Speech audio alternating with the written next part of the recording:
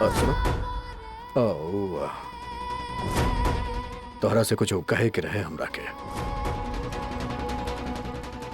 तू कहले रहलू ना के पूजा के एगो वक्त होखेला और वह वक्त पे पूजा कइल जाए तो पूजा लागेला, और पूजा के वक्त इंसान के हिसाब से बदलल भी ना जा सकेला। तब बस तोरा से यह कहे आइल रहनी के तोरा पूजा के वक्त बदले के जरूरत नहीं है। हमार मतलब ही बाके हमार दफ्तर जाए से पहले तहार पूजा हो जाए के चाहिए। बस यह तरह से कहे के रहे।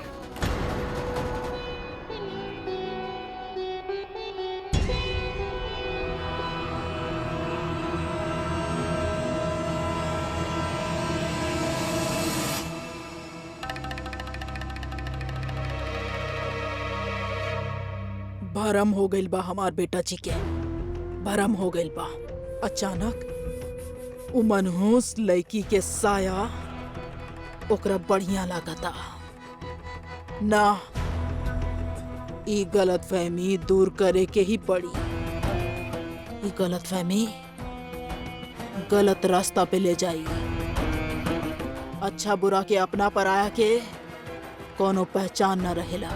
ओकरा पहले ही हमरा के हमार बेटा जी के समझावे के पड़ी कि वो लड़की शुभ नहीं खे, अशुभ बिया।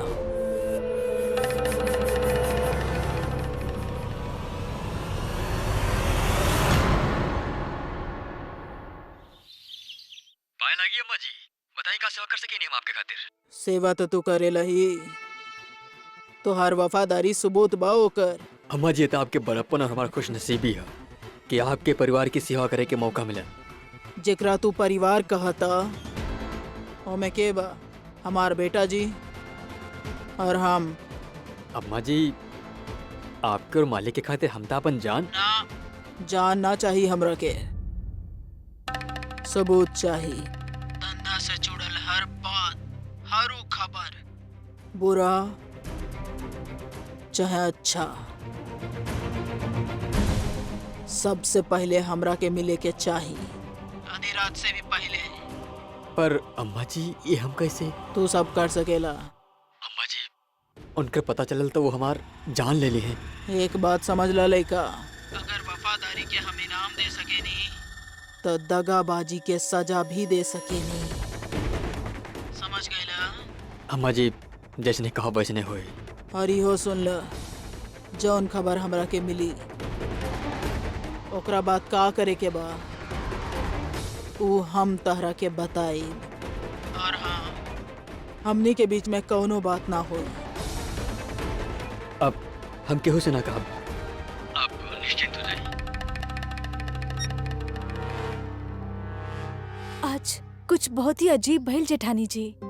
जब हम उनकर कमरा में गईनी ना पूजा करे खातिर, तो कहले कि कल से समय पे आके उनकर दफ्तर जाए से पहले दिया जला के पूजा कर लेल करी। अचानक से इतना बदलाव काहे?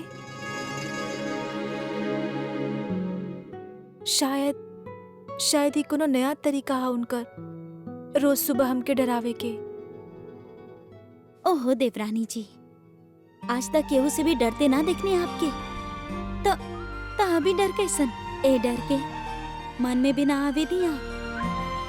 समझनी हमार बात? बिल्कुल सही कहनी आप जेठानी जी। आपन अंदर के डर के जे ई वक्त हमके कमजोर कर रहा हा, पहले हम ओकरा से जीती और वो डर से जीत गई नहीं तो सबसे जीत गई नहीं।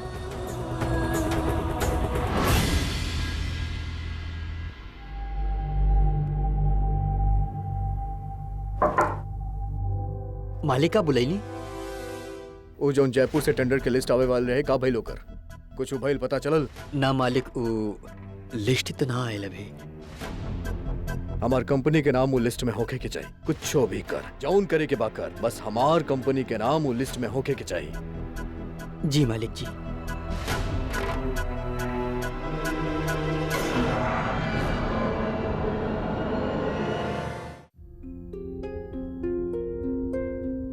बहुत दर्द हो रहा बा। आप रुकी, हम लगा देता नहीं। ना भाभी जी, हम ठीक हैं। बाबू साहेब आज खाना पे घर ना आ सकी हैं, काम ज्यादा बा तो खाना दफ्तर में मंगवाइले बानी। ठीक बा, आप भीतर से को डब्बा लेके आ जाई। अपन अंदर के डर के जीते खातिर हमके अधिराज के ऑफिस जाए के पड़ी। लाई, आज हम जाते ही दफ्तर टिफिन लेके। अब ये घर के फैसला तू लेवे लग गईलू? हाँ, महारानी ना नौकरानी हो तू ही घर के, समझ लू? पता है हमके, और अपन नौकरानी होवे के फर्जी अदा कर रहा ही। खाना लेके जा रहा ही मालिक खातिर।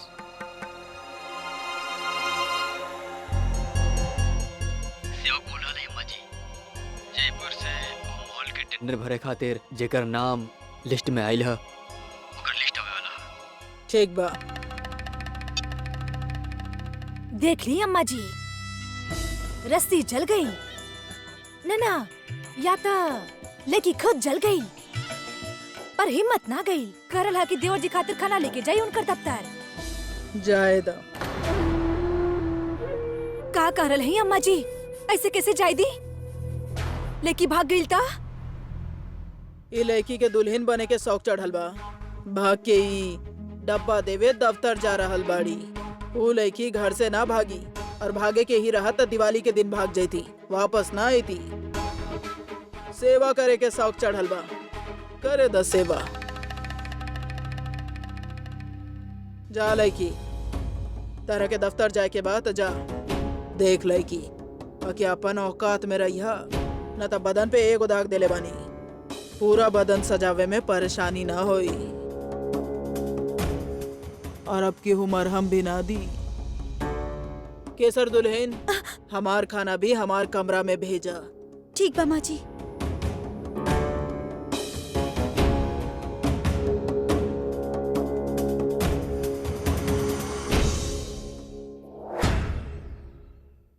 देवरानी जी, हम आपके डराता ना रहनी, बाकी आप सोच समझ के ही जा रहल बानी ना ही डब्बा लेके देवर जी के पास। डरी मत, हम उहे कर रहा हैं जे आपसे बात करे के बाद हमके सही लागल।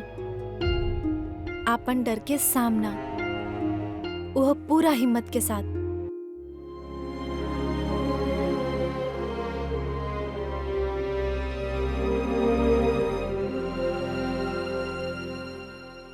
सुना, वो लड़की दफ्तर आवे खातिर निकल चुकल बाड़ी, तो समझ ल तरह के का करे के बा।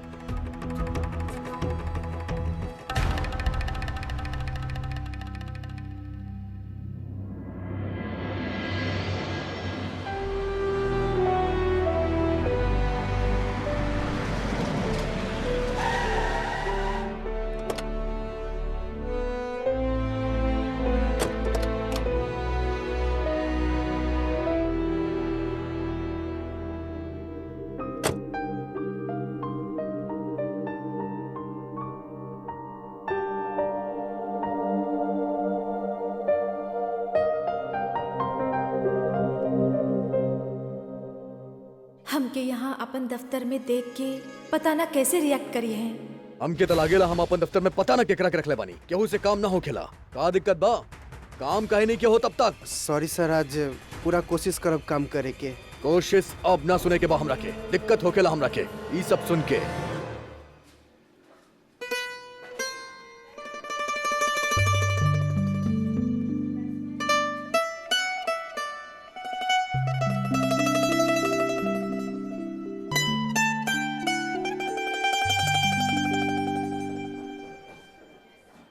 नमस्ते भाभी जी, हम शेखर बानी, यहाँ अकाउंटेंट आई।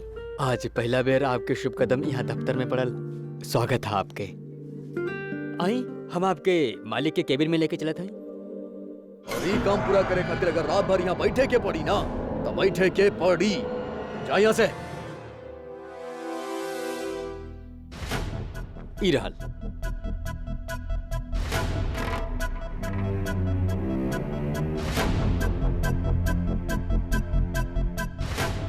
प्रणाम करत ही शेखर भाई साहब। ओ मालिक खातिर कुछ लायल रहली, बस 2 मिनट खातिर अंदर आ जाए अरे अंकल जी, आपके केहू रोक सकेला? जाई जाई।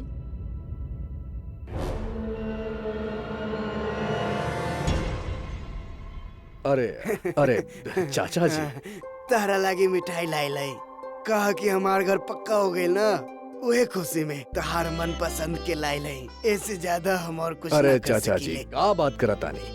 तारा घर के खुशी में अगर तू हमरा खातिर इतना बूंदी के दाना भी लेके आईता ना, तो वो भी काफी रहे। ई सब आपके खातिर है। तब मुंह मीठा कैल तो बनेला। हम जानते हैं कि आपके पास बहुत ही काम है। अब आप बैठ के मिठाई खाएं, बाकी जो बची वो बाहर फ्रिज में रखवा दे। हाँ, फ्रिज में रखवाए दई चाचा जी बिना।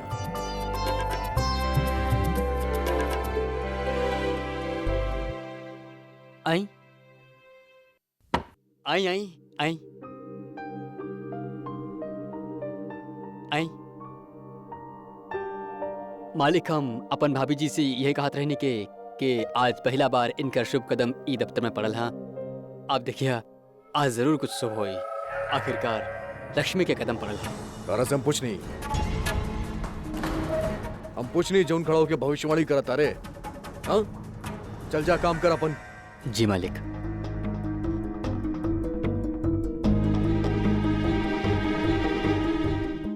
सवेरे सवेरे तारा अपन कमरा में आवे के परमिशन देले बानी, तो हमार दफ्तर में का जरूरत रहे आवे के? ओ आप ही कहले रहनी ना कि आज खाना ऑफिस आई।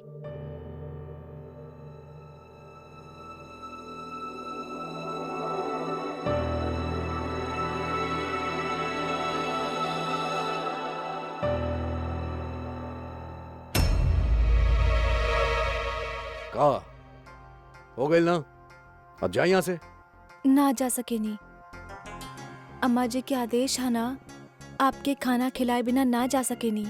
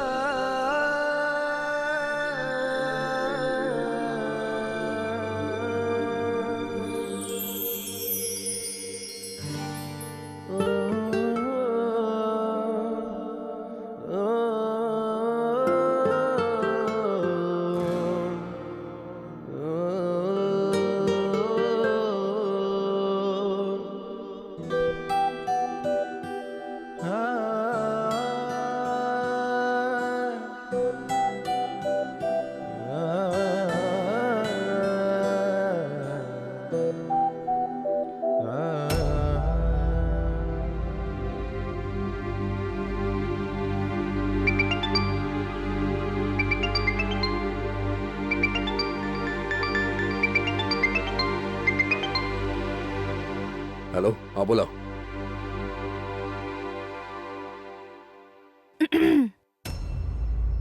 खाना लग गई।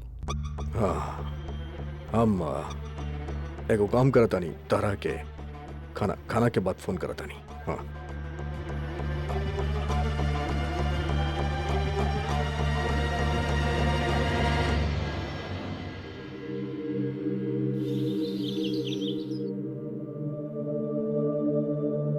अरे भाई, क्यों घर में बा? कहाँ गए सब लोग? अरे अरे आप यहाँ हैं? अरे सरद जी, आप आ गए नी? कैसन रहल आपकी छुट्टी? छुट्टी? वो का होकेला? अरे हम दरअसल कोनो काम के सिलसिले में दिल्ली गए रहे। वहाँ सब कुछ अच्छा से बोलता, हम सोचने की सबके खातिर मिठाई ले ली। ई ली, मुंह मिठा करी। हो, हम खिला देते हैं। ई ली।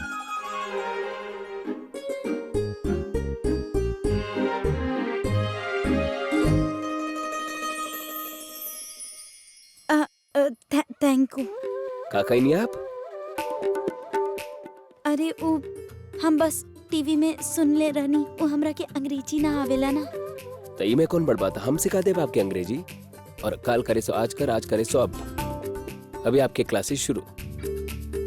तो हम सबसे पहले शुरुआत करते हैं 5 महत्वपूर्ण शब्दन से। Please, sorry, thank you, welcome, excuse me. Excuse me? Excuse me ना, excuse me. Excuse me. Excuse मी।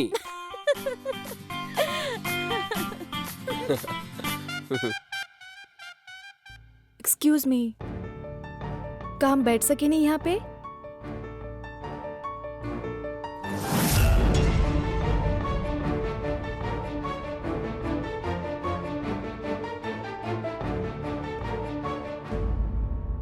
अधिराज भी तो ऐसे ही बैठे वक्त ठिठक गईल रहे।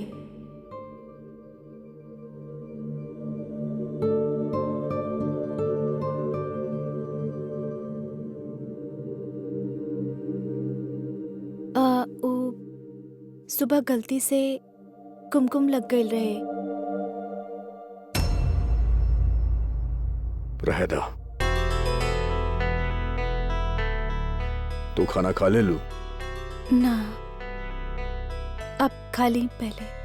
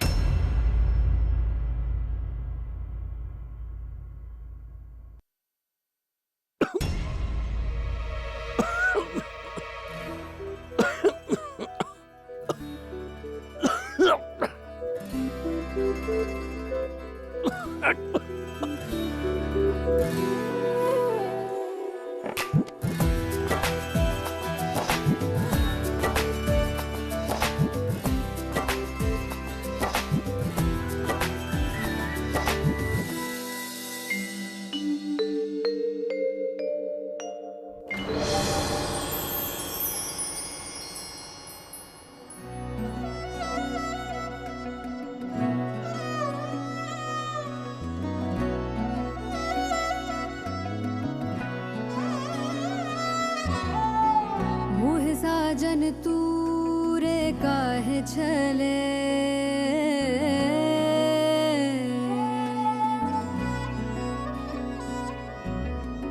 सब हारू जो मन लगन लगे।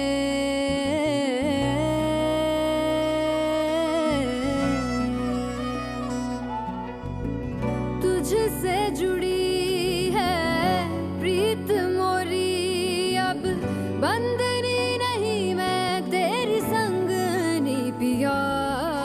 रंग रंग जाऊं जी तेरे ही मैं, हो जीत गई तो पिया मोरे। रंग रंग जाऊं जी तेरे ही मैं, हो जीत गई तो पिया मोरे। माने की पड़ी अम्मा जी का तरकीब निकालनी। उल्लेखी के लेके देवर जी के बारे में खत्म। ओहो, हमेशा खातिर। लेकिन अम्मा जी ओ बोलत वक्त अच्छा तो ना लग रहा, पर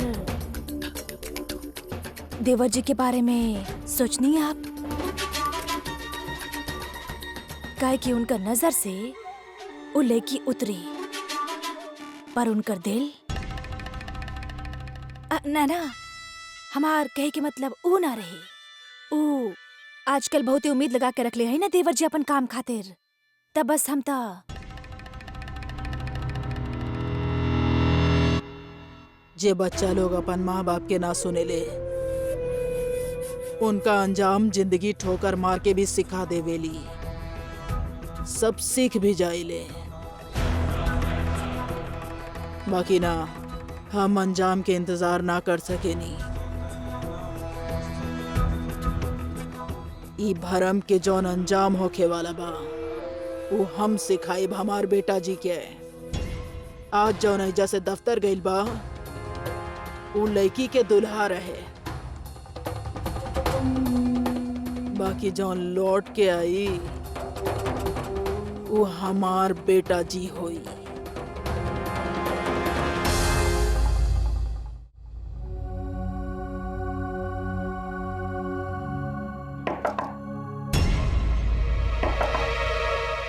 हाँ शेखर, आ जाओ अंदर। मालिक क्षमा करिए मगर पर अंकल जी फिर से बाहर के केबिन में काम शुरू कर देले हैं। वही पिछले हफ्ते ही वो काम कर ले रहे हैं। हमके ना लगा था कि बाहर हमके कारपेंटर की जरूरत था। तोरा के दिक्कत बा? ये ऑफिस हमार, केबिन हमार, लोग हमार, पैसा हमार मर्जी, केहू कहीं भी काम करे। तारा के कोनो दिक्कत बा? ना बना तो आइंदा ही बात मत करिया। जी मालिक। दफ्तर में भी इतना खड़ूस, बस डांटत रहेले सबके। भाभी जी बहुत अच्छा लगल आज आपके शुभ कदम ई दफ्तर में पड़ल। हमके पूरा यकीन है आज जरूर कुछ अच्छा हुई।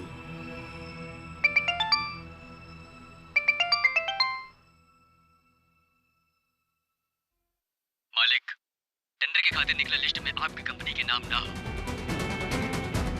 अभी पूरा लिस्ट चेक करके ही आइल है। माफ करी मालिक।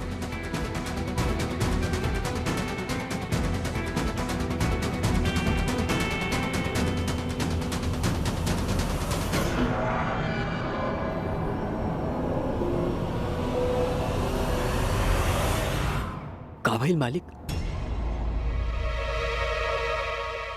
अब यहाँ बैठ के तू क्या करा तारू? तू डब्बा पैक करे में दिक्कत हो गई बता रहा के। चला जाओ वापस हवेली में।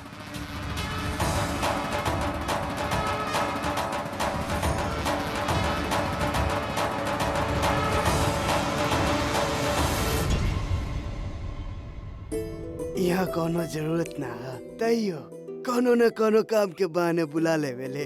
साल भर पहले हम एगो मेहनती लड़का के तब काम देले रही जब ओकरा काम के सख्त जरूरत रहे, और आज वो मेहनती लड़का एगो बहुत बड़ आदमी बन गई। वो हमार लोग के जरूरत पूरा करेले। कोनो न कोनो काम के बहाने, फर्नीचर बनावे के बहाने बुला लेवेले। काहे कि वही बात अच्छा तरह से जाने ले कि बुढ़वा काका खुददार इंसान बड़े, वो कबो केहू के खैरात ना लेवेले। और आज वो मेहनती नन्हा सा लड़का आपके मालिक है। साचो भगवान समान है। हाँ, और सिर्फ आपके ही ना अंकल जी, बहुत सारे लोगन के मदद करेले हमार मालिक।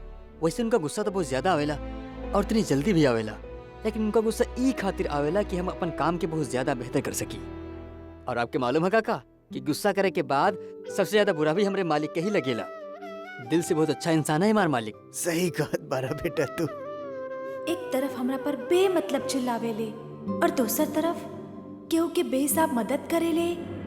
कैसन पहली है ये अधिराज।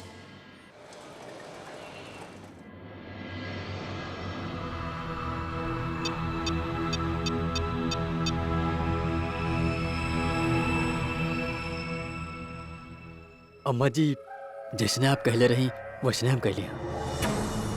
देवी जी का स्वागत करनी दफ्तर में। मालिक के सामने 2-3 बार बोल भी देने के बड़ा शुभ कदम पड़ल है और जल्दी खुशखबरी आवत हुई और फिर वो खबर भी दे देनी जो आप कहले रही। हमार बेटा जी के तो चेहरा उतर गए होगी। जी, और अगर मालिक के पता चलल कि लिस्ट के साथ छेड़छाड़ हम कहीं नहीं है तो हमार जान ही ले ली है। काहे फिक्र करेला, कुछ ना होई। काहे कि हम नुकसानी के सनी केहू और के कुंडली में डाले वाला बानी।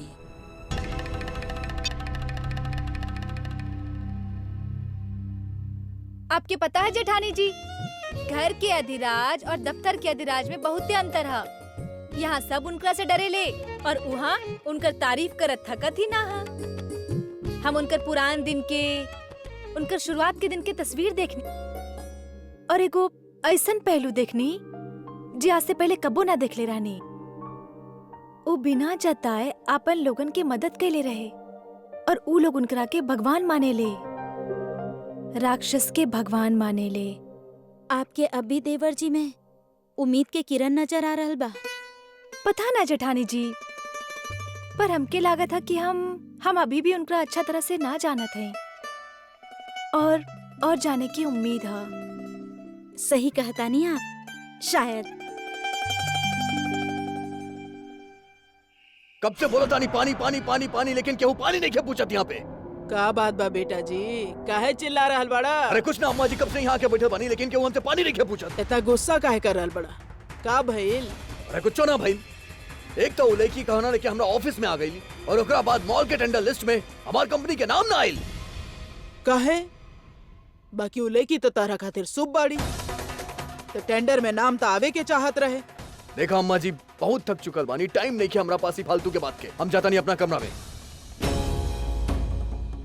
आज तक जौन कुछ भी भइल, जौन कुछ भी तू देखला, वो इत्तेफाक भी हो सकेला ना।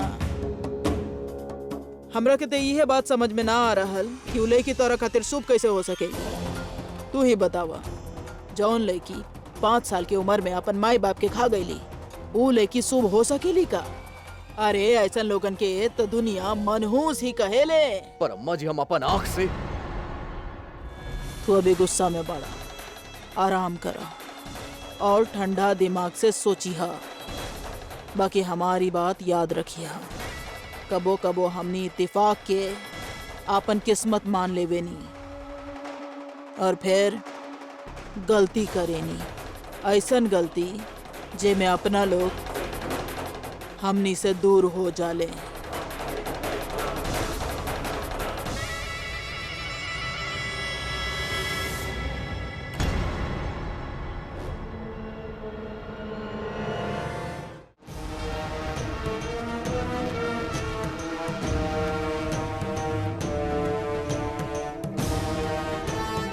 हमरा के ऐसा लागेला कि वो लड़की हमार धंधा खातिर शुभ बाड़ी, हमके ई परिवार खातिर उ शुभ बाड़ी। जौन लड़की 5 साल की उम्र में अपन माई बाप के खा गई, ऊ लड़की शुभ हो सकेली का? अरे ऐसन लोगन के तो दुनिया मनहूस ही कहेले।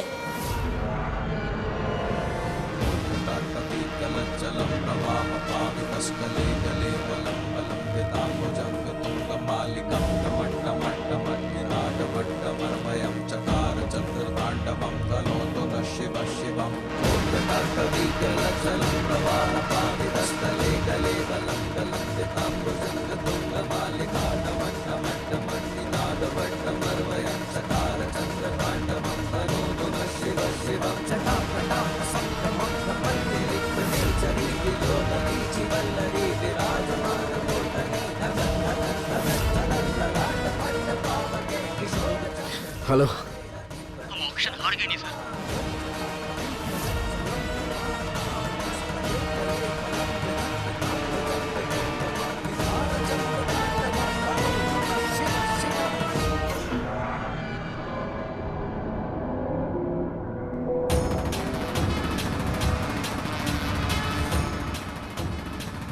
मालिक जी, आपके तो किस्मत खुल गई।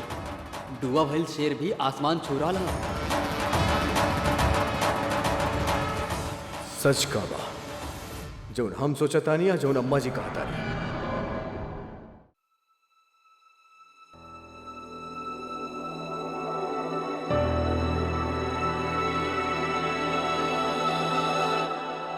सॉरी यार, तो और कसरत के बीच में आ गई नहीं। दरअसल एक बहुत बड़ काम था, कल ऑफिस में ही रहा। हमके भी बहुत जरूरी काम करे के बादशाह था। पहले वो निपटाई, फिर ऑफिस आई।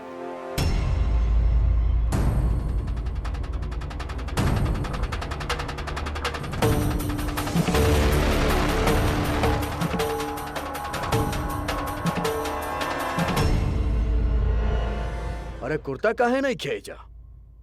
का चलत बा? क्यों बा यहाँ पे? एक को कुर्ता भी नहीं कि हमरा पहने खातिर। अरे का पहन के सुतब हम? क्यों बा का? हमार बात सुने खातिर। अरे हम कहाँ जाई? का चलत बाई घर में? समझ में नहीं क्या आवत हमरा के। तू यहाँ पे काहे आइल बड़े? वो आप बुलैनी ना, घर में क्यों और नहीं के? हम यहाँ से गुजरत रहनी था। आप हमार कुर्ता कहाँ पे बा? एक कुर्ता नहीं खे जा, रात के का पहन के सुतब हम? ओ अम्मा जी के आदेश रहे कि आपके सारा गंदा कपड़ा धोए खातिर देल जाए, यही खातिर हम धोए खातिर। अम्मा जी के बीच में लाके ना हमरा के गुस्सा मत दिलावा, मत दिलावा। जा यहाँ से। हमरा खातिर कुछ पहने के लेके आवा, कुर्ता और टी शर्ट कुछ होके कहूँ से भी लेके आवा। ये हमारा आदेश बा। जा। जी अभी लेनी।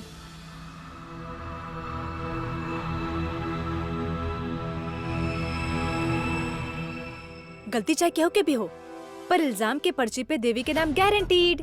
अब इनकर गुस्सा के ज्वालामुखी पता ना बगल के कमरा में फटे या पड़ोसी देश में, तो के तो चपेट में आवे के है आना देवी।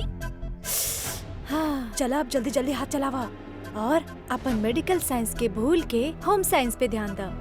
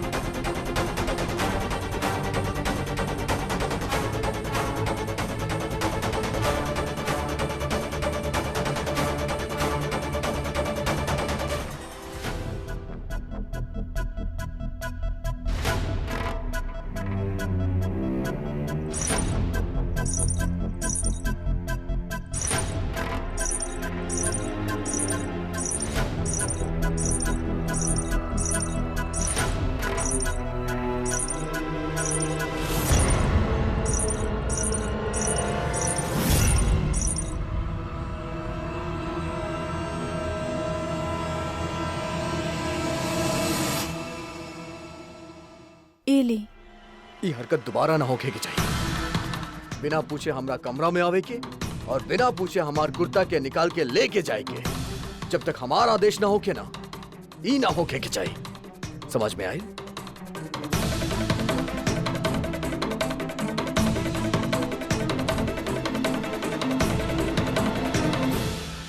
वैसे उनका गुस्सा तो बहुत ज्यादा आवेला, पर आप जाना थे अंकल कि गुस्सा करे के बाद भी सबसे ज्यादा बुरा भी उनकरा ही लागेला।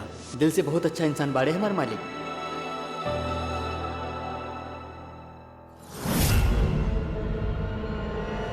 का चलत बा? मुस्कुरात काहे बाड़ू? ना हम कहाँ मुस्कुरा रहा नहीं। तारा चेहरा पे मुस्कुराहट देखनी हम अभी। काहे? ना ताम झूठ बोलता नहीं। तारा के का लागेला? अरे के बानी हम, जोकर बानी हम, चुटकुला सुनाई नहीं हम नहीं किए मुस्कुराहट। अब यहाँ खड़ी रहबू की जैबू कुर्ता पहने के बा हमरा के।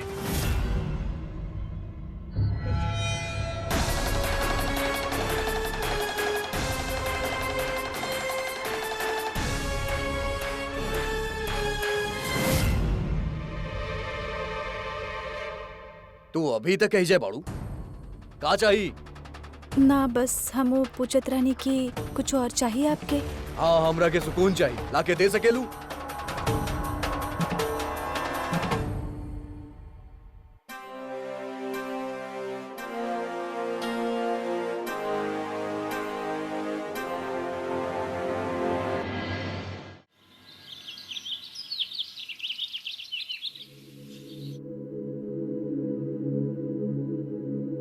हम बस अभी 2 मिनट में पूजा कर लेते। हम अपन बाकी की पूजा बाद में कर ले। आपके दीप जला के टीका लगा देते हैं।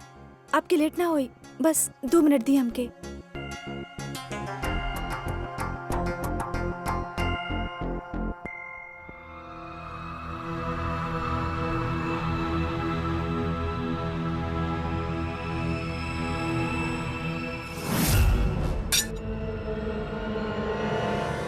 स्त्री शक्ति लाभ भाग में हतोहार। वैसे कहे लालो कि आपकी पत्नी जब आपके जीवन में आवेली तो अपन भाग्य साथ लेके आवेली।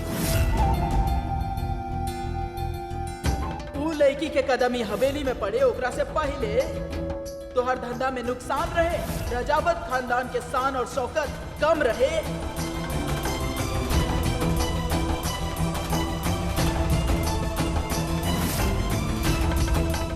आपकी तो किस्मत खुल गई मालिक जी। टूबा भल शेर भी आसमान छू रहा है।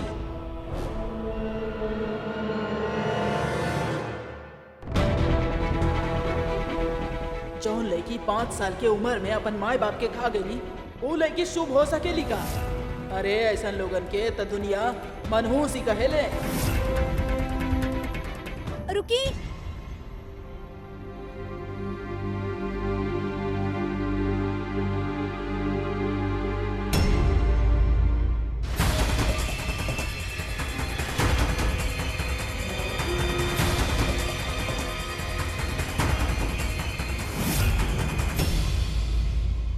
आपन इन जो नाटक बना एकरा बंद करा।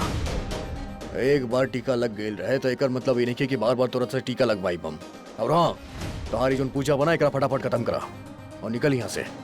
ठीक है, जैसन आप ठीक समझी।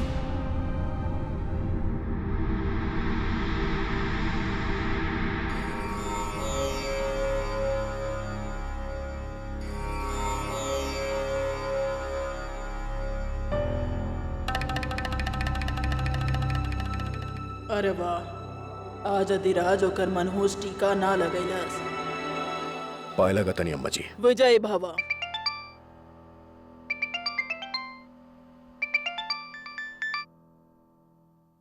हाँ मालिक जी, जौन शेयर आप देवी अधिराज रजावत के नाम पर ले ले रहे ना, वो मार्केट में और अधिक बढ़ गई है। हमार बात मानी और उनका फौरन बेच दी। ना, अभी ना, हम तरह के बताई बा।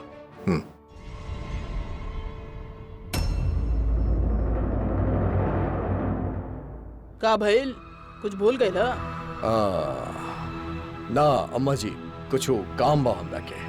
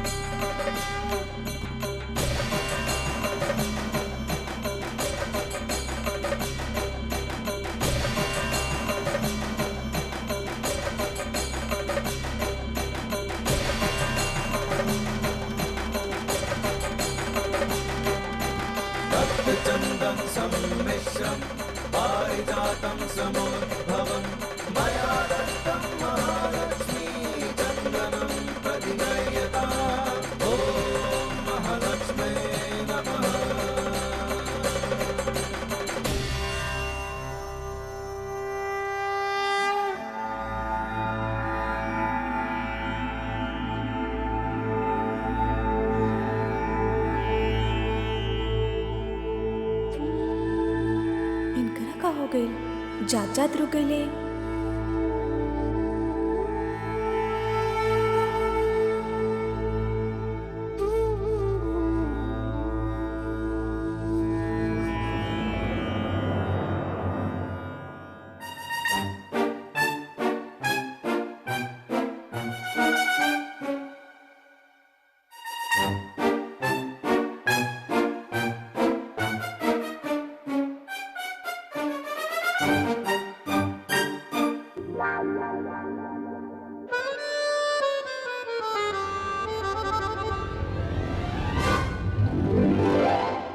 ओ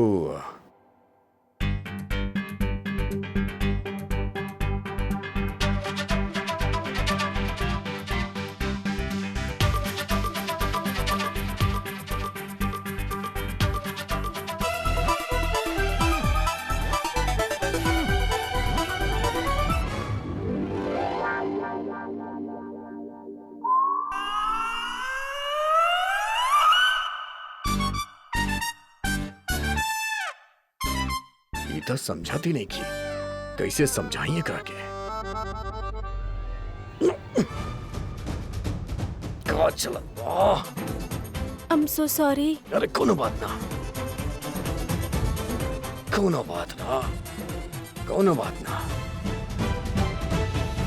कोनो बात ना, कोनो बात ना, कोनो बात। हे भगवान, ये हमारे पीछे पीछे काहे आवत रे?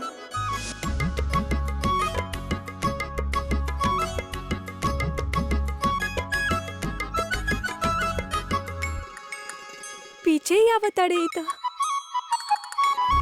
रुक जा लड़की, यहाँ आवा। अरे आगे आवा ना। ओ हमरा के ई का चाहे इनकरा।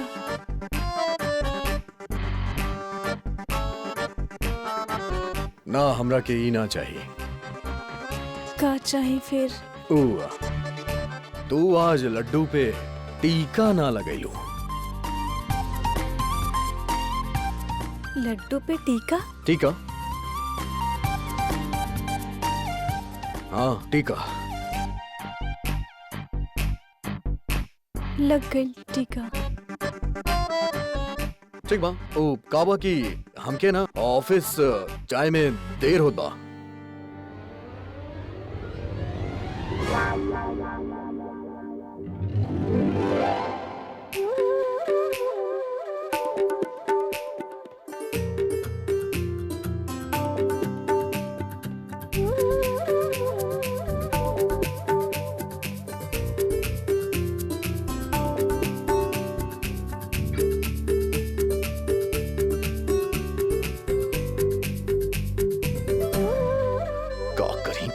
का करी?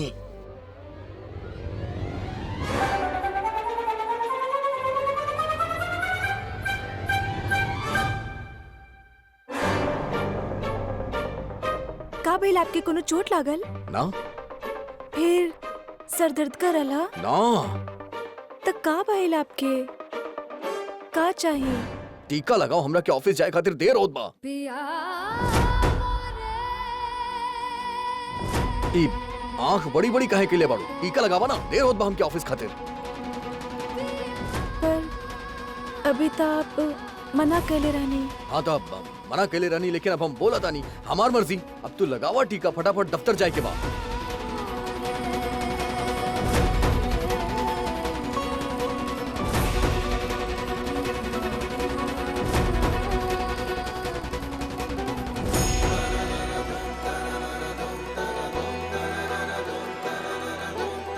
इतना छोट से बात रहे, इतना बढ़ कर दे लो।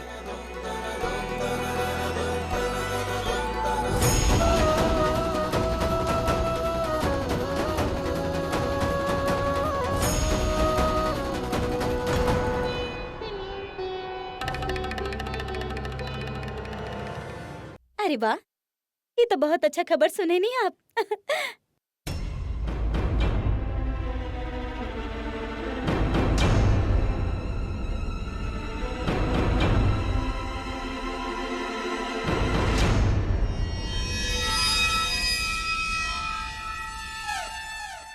ये तो कोनो जरूरी कागज लागता। देवरानी जी, का हो गए? और ई का बा? जेठानी जी, लागत है उनके ऑफिस के कोनो जरूरी कागज गिर गए रहे। कोनो नुकसान हो इससे पहले हम जाके देख के आवत हैं ऑफिस।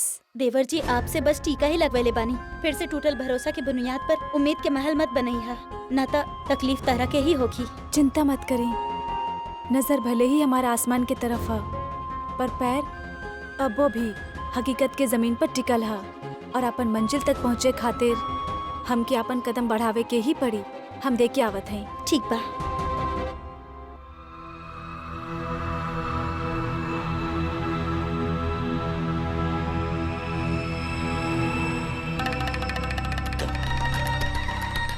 ये लड़की के जोश देख के तरस आ रहल बा। जौन कागज के बहाने अपन दूल्हा से मिले जा रहल बाड़ी, उहे कागज पे हमार बेटा जी ओकर फूटल किस्मत के कहानी लिखी है।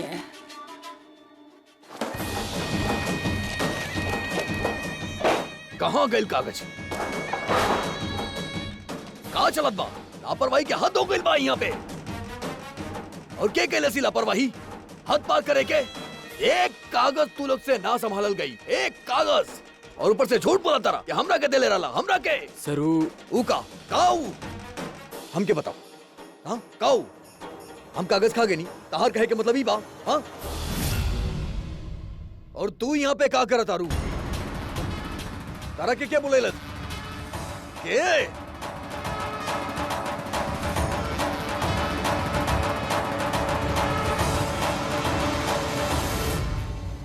ये आप भूल गए रानी।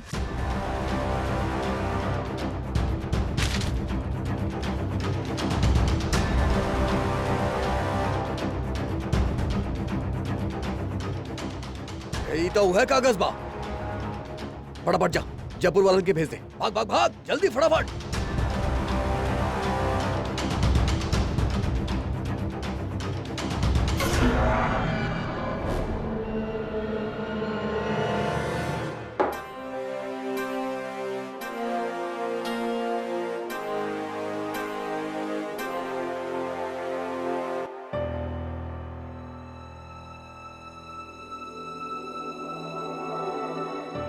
तू सब लोगन खातिर 1 घंटा पहले छुट्टी। थैंक यू थैंक यू सर।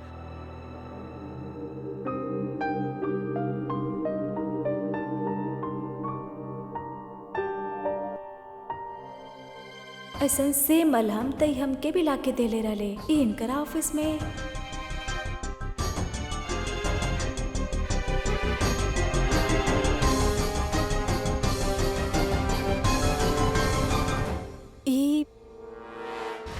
ई तब जलल पर लगाइल जाला ना।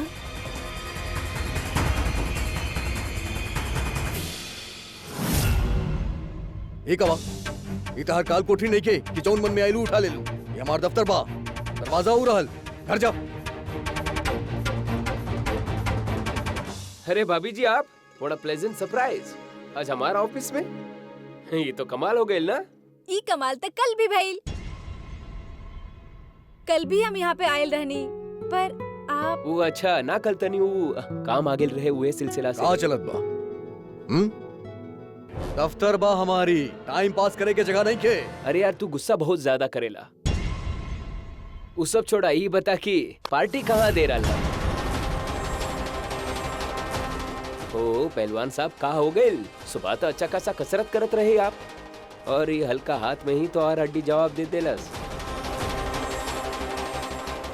ओ बहू, ये कहाँ रख ले बड़ा? ये दवाई तो जब जल जाला तब लगावे ली, कुछ बैल का। कुछो ना भइल बा। हमार दफ्तर में सब गधा ही काम करे ले। दवाई मंगले रहनी कोनो और चीज के लाके दे देले कुछ और। अब यहाँ पे खड़े होके क्या करता रू? घर ना जाए के बा?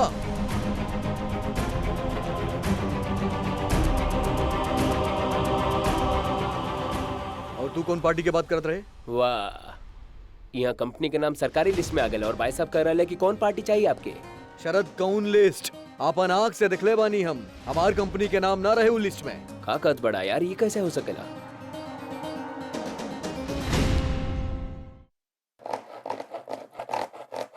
काका जी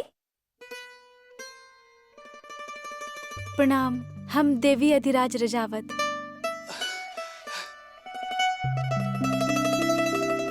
जुग जुग जिया बहू रानी, भगवान तोहरा दोनों की जोड़ी हमेशा हमेशा खातिर बनेले रखे। आप उनकरा बहुत समय से जाने ले काका। हाँ बहू रानी, ये छोट छोरा ना हमारे सामने अपन जिंदगी की शुरुआत कैले बा। बहू रानी एक बात तो पक्का है, अगर आदमी के दिल साफ होवे और कर्म अच्छा होवे तो ओकरा नसीब और तकदीर ऐसे होवेले।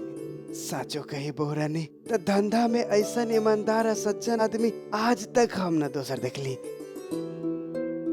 घर के अधिराज और बाहर के अधिराज में इतना फर्क?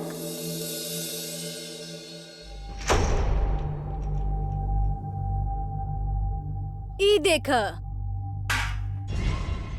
आ गई महारानी। हाँ? अरे नाना रुका, बहुत जल्दी है तो क्या अंदर जाके? हाँ अम्मा जी, महारानी जी पधार रहे हैं अपन महल में। स्वागत कैसे करे के? हा अरे केहू बा, पानी वानी त पिलावा महारानी के।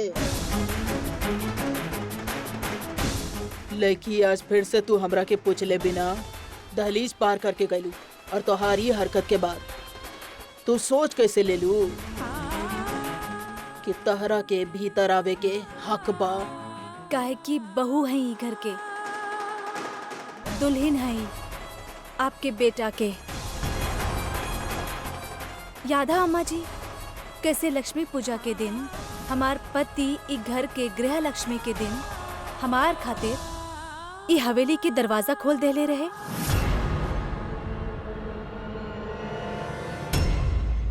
कुछ न भूलेली हीरा, बाकी लड़की तू भूल गई। दरवाजा तक खुल गए रहे, ओकर बाद तोहर का हालत भइल रहे। ई तरह कि दर्द के बिना जिए के तरह की आदत ना रहल, यही से नया दर्द लेवे आ गइल बाड़ू। त ठीक बा, अब महारानी की ई इच्छा तो हमरा के पूरा करे के ही पड़ी।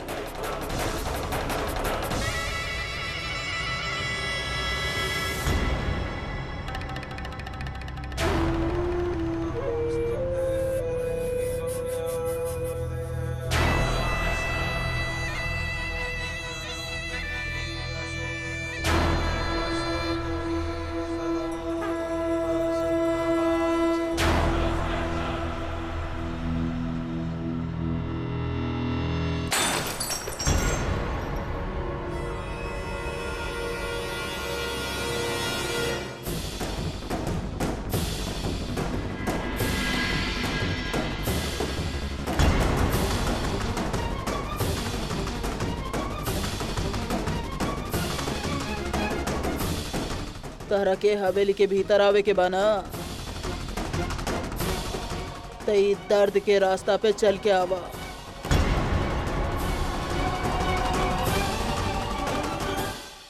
अगर ना आ सकलू तो दोबारा कबो भी हवेली के फिर से मुड़ के मत देखी हा।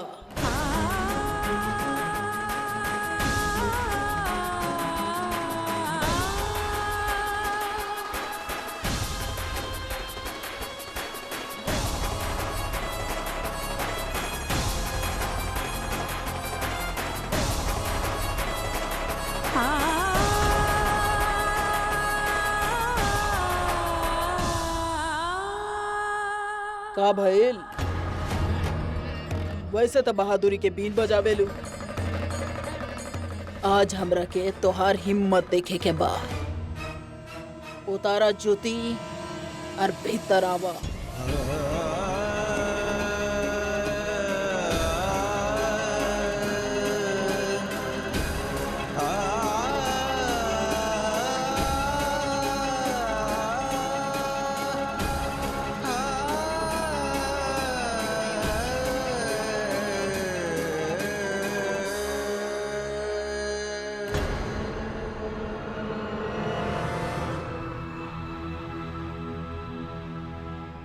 का करल बाड़ू लड़की? लाज शरम बाकी ना कि सारा लाज शरम मायके में छोड़ के आयल बाड़ू। हमार चौकट पे बिना चुनरी के खड़ा बाड़ू, शरम नहीं के आवेला तारा के?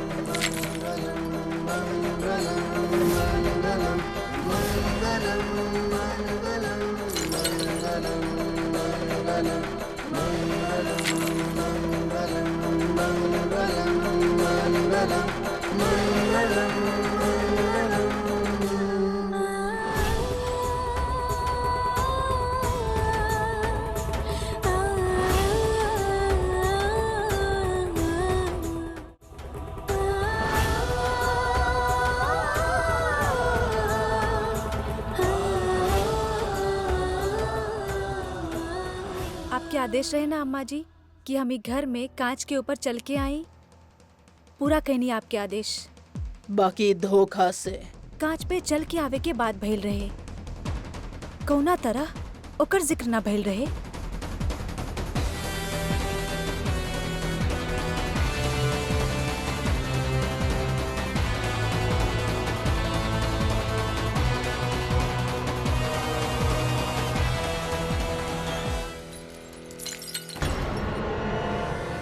अरे आप लोग तो डर गए नहीं। जब ई कांच हमरा जैसे बेचारी के कुछो ना बिगाड़ सकल तो आप लोगन के देख कर तो ई कांच अपने आप ही पिघल जाई ना।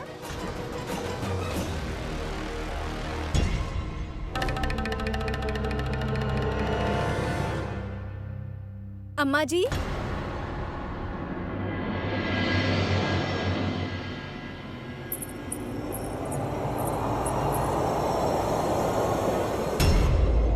एगो बात कही, आप अपनी बहू के दर्द दिहल बंद कर दी, काहे कि आपके ई बहू दर्द सहल बंद कर देहलस।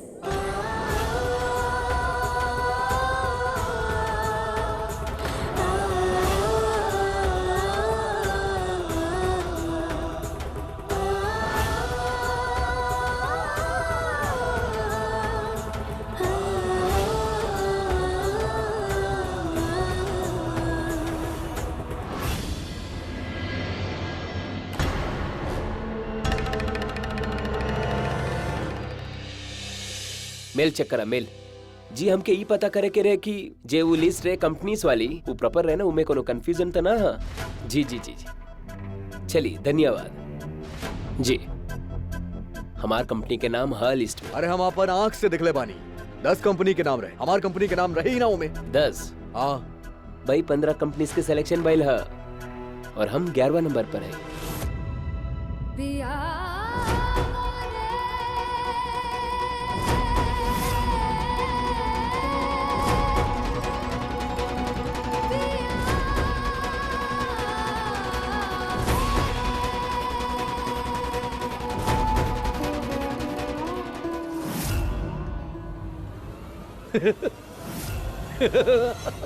अरे शरद तू का खबर देले बड़ा हमरा के?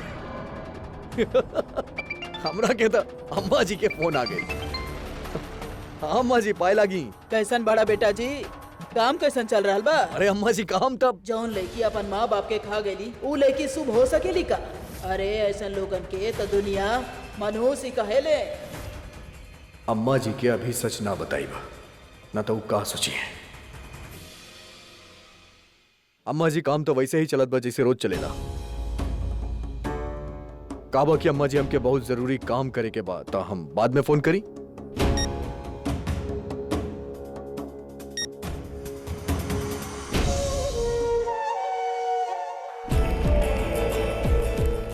ओहो बहुते मन ही मन मुस्कुरा रहा बड़ा, का बात है? आज तोरा के पार्टी चाहत रहे ना, बोल अब कब चाहिए पार्टी? का सोच रहा है अम्मा जी?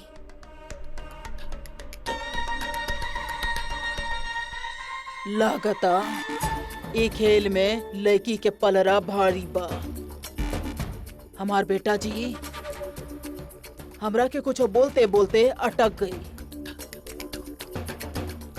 अब तय खेल में बहुत सोच समझ के आगे बढ़े के पड़ी।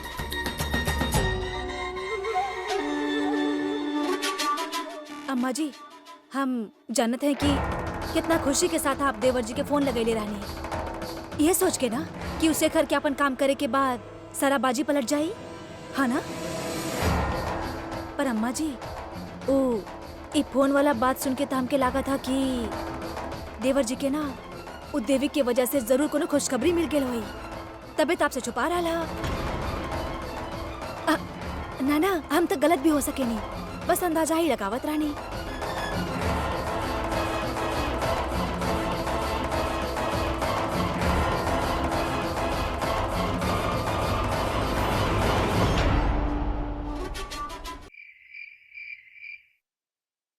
जेठानी जी। अरे अरे देवरानी जी, ई सब का बा? डॉक्टर नी साहिबा ई सब चीज के भी इलाज करेला कैली? ई जे आपके मीठा शरबत है ना, वो ना असल में बहुत ही बेहतरीन हथियार है जंग निकाले के। हाँ, वो कैसे? कैसे ही सारा चीज ना चमकत बाहर निकली। आज तो बड़ा खुश नजर आ रहल बानी हमार देवरानी जी। कोनो खास बात? साचो कही बोरानी, तो धंधा में ऐसा ईमानदार और सज्जन आदमी आज तक हम न दोसर देखली। सब लोग खातिर 1 घंटा पहले छुट्टी। खुश था ना, पर एगो उम्मीद मिलल है हमके, और छोट छोट खुशी से ही बड़ उम्मीद मिलेला ना। और हम के हमार उम्मीद एगो राक्षस के आपन गलती के माफी मांगत देखनी। देवर जी और माफी हम ना मान सकेनी। आपके देवर जी ही माफी मांगले। हाँ, उनकरा खातिर ये आसान बात ना है, पर अपन अकड़ू अंदाज में ही अपन गलती के भरपाई के लिए और यह काफी रहे हमरा खातिर। एगो नया उम्मीद जगावे खातिर। देवरानी जी, आप अपन जंग उम्मीद के ढाल बना के लड़ सकतानी। देवर जी के नजरिया बाहर के लोगन खातिर बदल सकेला, बाकी उनकर दुश्मनी तो तोहार परिवार से बना। हमार मतलब बा कुदरत आपकी कोनो इशारा करेगी, मतलब कि आगे बढ़ा, कुछ ऐसा कहलस?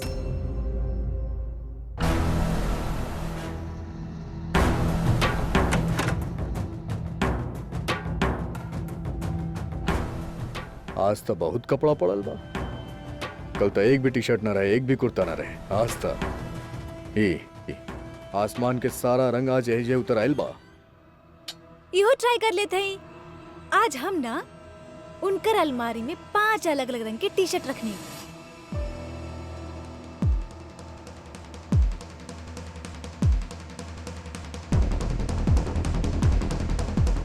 ई ठीक लागत बा हमरा के।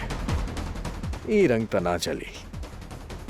तो अगर हाँ वो नीला रंग के टी शर्ट पहन के बाहर निकली हैं, तो हम समझ ले कि कुदरत के इशारा हा कि आगे बढ़ा।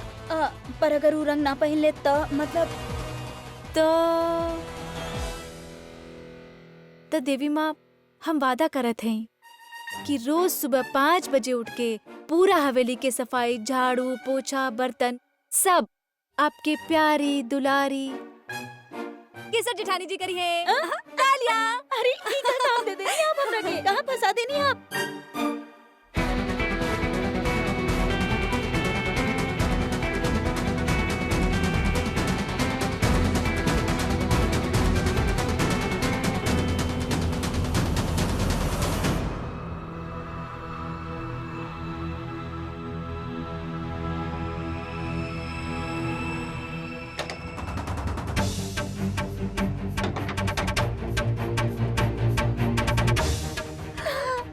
टी शर्ट देखनी है।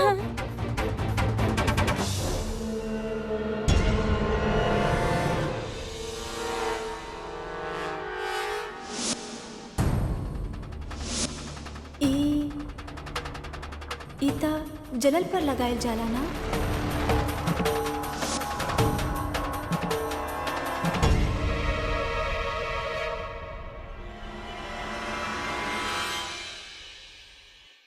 जेठानी जी देखनी आप ही। बच गए नहीं हम 5 बजे की सफाई से। ओ ना का आप वो देखनी कि वो कैसे झुकले वहाँ पे। जेठानी जी हमके लगा था कि उनकरा ना पीठ पे कुछ भइला। एकरा पहले भी हम नोटिस कैले हैं। उठत बैठत ना उनकरा दर्द हो खेला, और उनकर ऑफिस में भी हम मलहम देखले रानी। कुछो तो भइल है जेठानी जी। उ सब तो हमरा के नहीं मालूम। पता लगावे के पड़ी। अगर हमके उनकरा के जाने के आना तो हमके उनकर हर एक चीज, हर एक दर्द जाने के पड़ी। बाकी करे का पड़ी अब? आप उनकरा खातिर जूस लेके जाई। जूस? अब पर देवर जी तो जूस ना मंगेले कि कहीं मंगेले रहनी, हम भूलते ना गनी। हमार भोली जेठानी जी, आप उनकरा खातिर जूस लेके जाएं जे गलती से उनकरा पर गिर जाई। आप गिराई बेनू।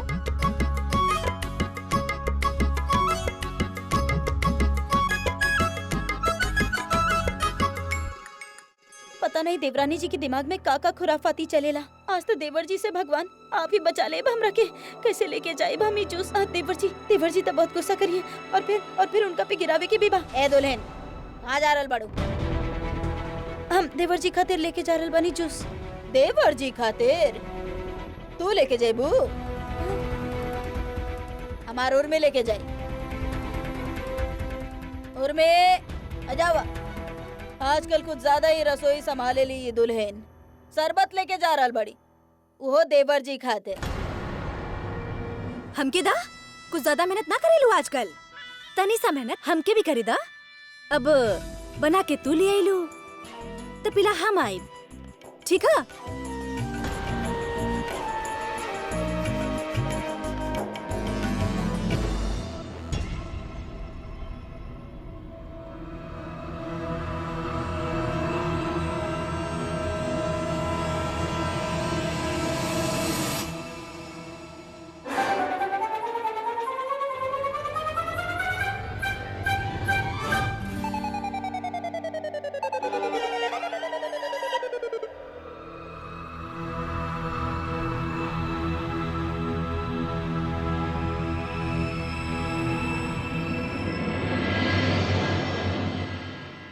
देवर जी आप तो ये मिल गए नहीं।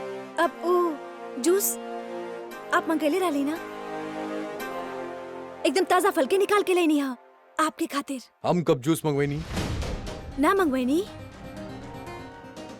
मंगवेले तरह नहीं।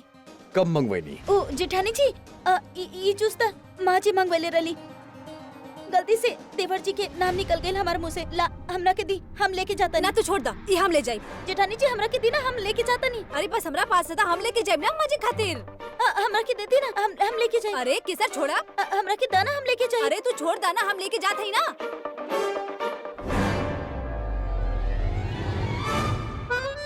शाबाश देवी, मिल्खा सिंह से भी तेज भागले हो तू आज। छोड़ दे जूस के। अरे अरे हम लेके जाए ना, हम लेके जाए। अरे हम लेके जाए, हम लेके जाए।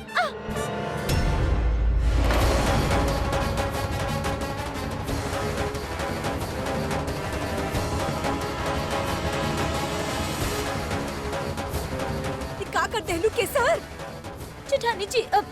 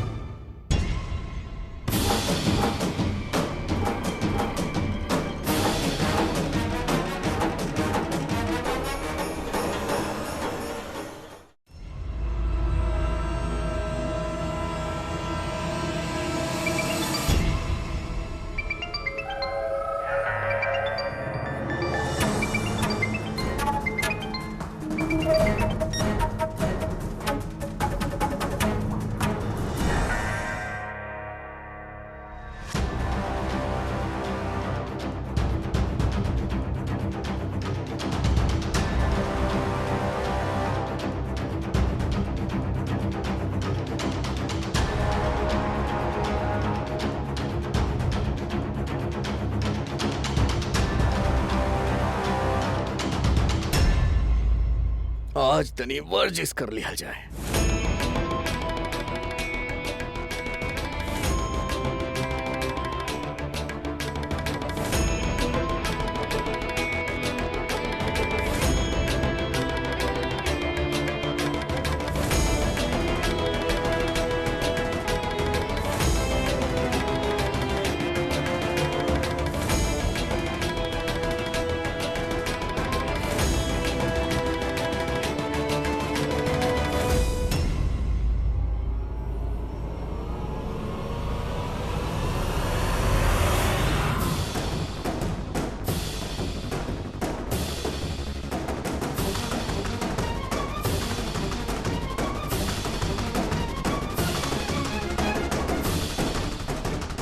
देवी माँ बचा ली हमके।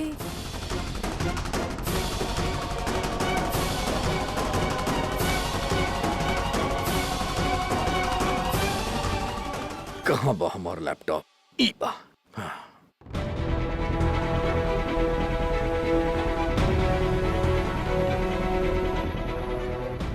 कुछ पता ही ना चल रहा था यहाँ पे बैठ के का करबू। चला निकला देवी।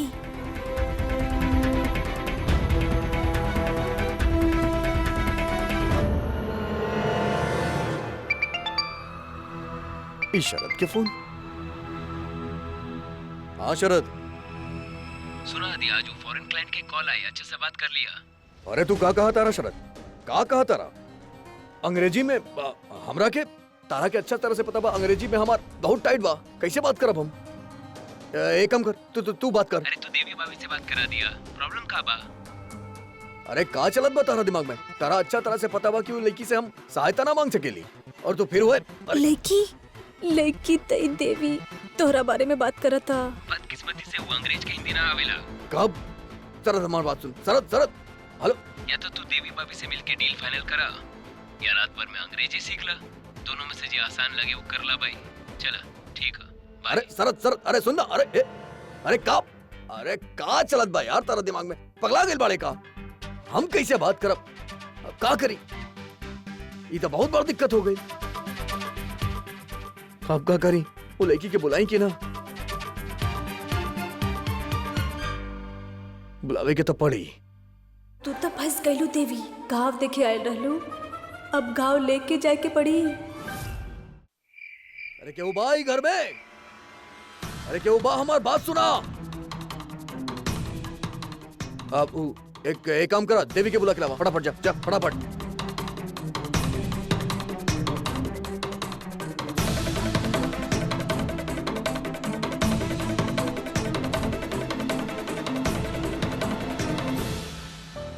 फंस गईलू देवी। परी हमके ढूंढ काहे रहल बाड़े? हे देवी माँ, का करी? कौना मुंह से बोलबे अधिराज उ लड़की के कि हमके तहार मदद चाहिए? बहू रानी केहू ना मिलल। ना मिलत बड़ी तक का मतलब का बाकी देवी नहीं की? अरे नीचे जाके देखा, कल कोठरी में देखा, वही क्या हुई? भाभी जी, अम्मा जी, अरे सबके सब कहाँ बाड़े? कहाँ गए सबके सब? का भइल? अरे देवी कहाँ बाड़ी? देवी? हाँ, का हो गेल देवर जी? मिल ना रहल है की? अरे वह तो हम पूछे था नहीं कि देवी कहाँ गई? अरे कहाँ गई लेकी? हाँ? सारा हवेली देख लेनी लेकिन बहू रानी कहीं ना मिलेली। हमके ता पहले लागल रहे कि जौन दिन लेकी के मौका मिली ना, चिड़िया फुर और देख ली, हो गई ना। बहुत शौक रहे ना तो के शेर के पिंजरा में जाए के। अब देखा पूरा जंगल तो के ढूंढ रहा। ई लड़की अपन हरकत से बाज ना आई। एकर हट जाना पूरा का पूरा चौहान परिवार के भुगते के पड़ी। चौहानन के भी पता चले के चाहिए कि राजावत से पंगा लेवे में का हो खेला।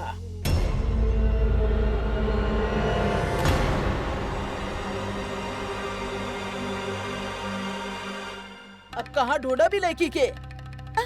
नीचे का? नीचे देखने आप। माँ जी सारा हवेली देख लेली लेकिन बहू रानी कहीं ना मिलेली। देवरानी जी के बहुत वक्त लग सकेला ढूंढे खातिर। हम सबके खातिर चाय बना के लेके आवतानी।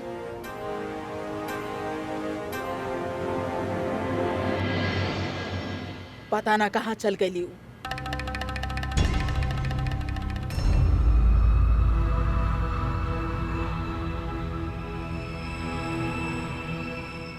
देवरानी जी के साथ में रखे तू भी होशियार हो गए बड़ो के सर। माँ जी देखा नहीं, दरवाजा नहीं के खोल रहा। अरे का हो गई अब?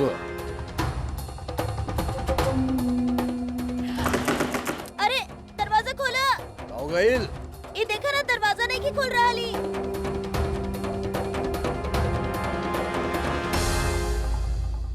देवर जी हम कब से ना ये दरवाजा पीट रहल बानी, बाकी केहू दरवाजा नहीं के खोल रहल। कहीं देवरानी जी हाँ कुछ करना ले ले होगी। हमरा के बहुत डर लग रहा बा। भाभी जी पीछे हटी, हम खोला था नहीं। ना देवर जी हम खोला तानी। अरे खोला ना दरवाजा।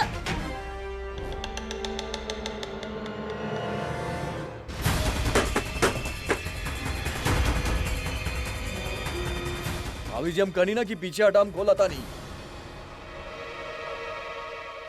हाँ अगर देवर जी दरवाजा खोल देनी तो हमार भी पोल खुल जाए।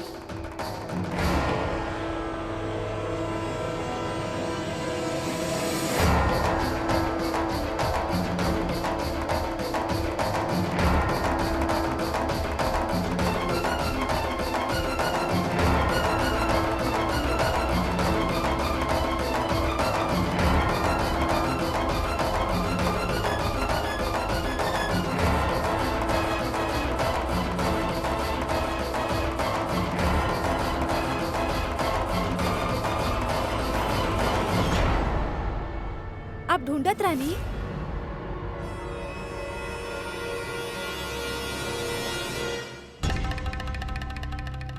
का मतलब है तोहार? कहाँ चल गए रहलू? सब ढूंढत रहले, चिल्लावत रहले, सुनाई लेके देहल। आप सब हमके ढूंढत रानी? इतना प्यार करत है आप सब हमके? बकवास बंद करा। कहाँ गए रहलू? मरे खातिर? मरे ना, हमू कुछो ढूंढत रानी। अंगूठी।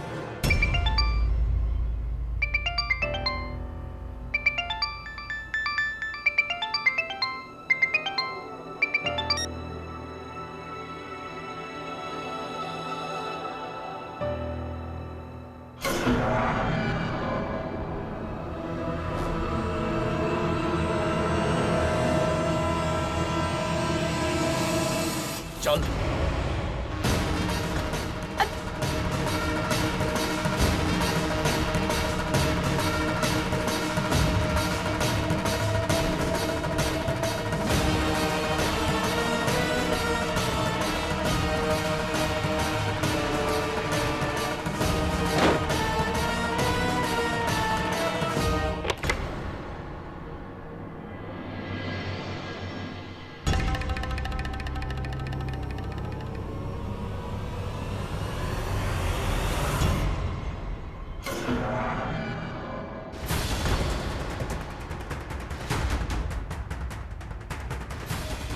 वो हमार बेटा जी बाड़े अच्छा तरह से खबर ले रहल हो कि वो लड़की के ए हरकत के खातिर।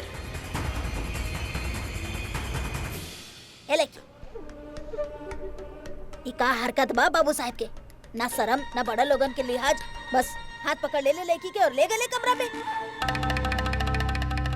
हे भगवान, देवरानी जी के साथ फिर कुछ ना कर देवे देवर जी।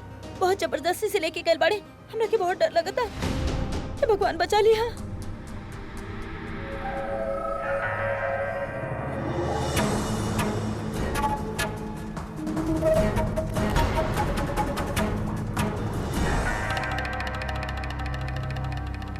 का लग रहा बाप के का हो रहा हो की भीतर? कहे लड़का लेकी कुछ ज्यादा ही एक दूसरे के करीब तो ना बढ़ियो।